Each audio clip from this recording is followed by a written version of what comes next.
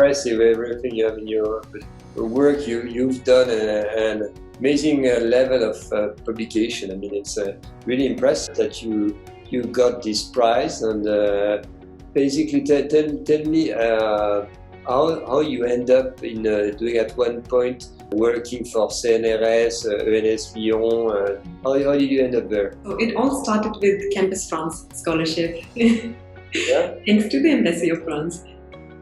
So after completing bachelor's from Sonepat, where I come from, I went to Delhi for masters, and then to Lyon with this Campus France scholarship to study nanochemistry.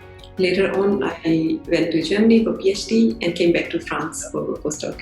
Working conditions are easier in labs or things like this? And, yeah, I find it much more supportive to work in a more comfortable environment than having to face other challenges with difficult research. What do you think the strength of the education you receive in France compared to what you would get? One stark difference is the level of instrumentation and experimental work we do as a master's student in France. The Nobel Prize this year is Dr Charpentier is French. In terms of Nobel Prizes, we fare pretty well.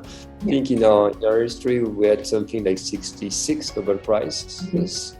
And we're even better for the field medal. I think we are somewhere around 15 field medals, which is not too bad. We need to share your experience in India. We want to welcome more students from India. I have not told you about one part of the L'Oréal UNESCO scholarship. I will use it to promote education in India. You're going to keep on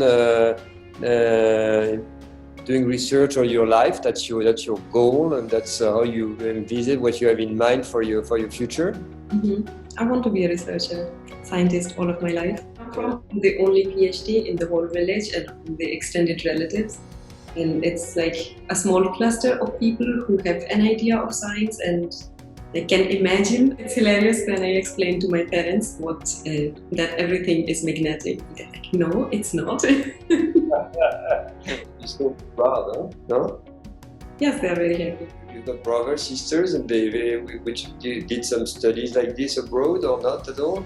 One of my brothers has studied abroad. I am sure the next generation, the cousins, the nephews and nieces will go abroad for studies. It's a very strange time because everything that would appear natural in normal times is not. Last week I was watching a movie from the 1970s.